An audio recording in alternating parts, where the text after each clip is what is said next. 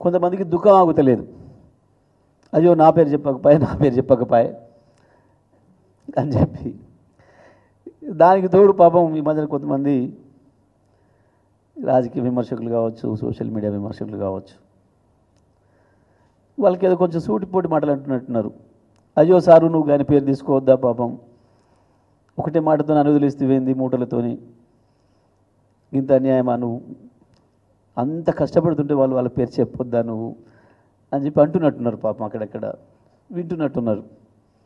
ఇంట్లో కూడా అన్నరే, అయ్యో ఏంది నీ పేరే తీసుకోలేదు, నువ్వు పొద్దున్న లేస్తే కేసీఆర్ పేరే తలుస్తున్నావు, 16 నెలలు 15 నెలలుగా ముఖ్యమంత్రి కాకముందు తలిసినావు, ముఖ్యమంత్రి అయిపోయాక కూడా కేసీఆర్ పేరు తలవని రోజు లేదు. నువ్వు సరే ఎట్ట తెలుసుకున్నావో, లాగు వీక్తానన్నావో, అంగి వీక్తానన్నావో, కనుగుళ్ళు వీక్తానన్నావో, పేగులు వీక్తానన్నావో, ఏదో పద్ధతులు అయితే తలుసుకుంటున్నావు రోజు.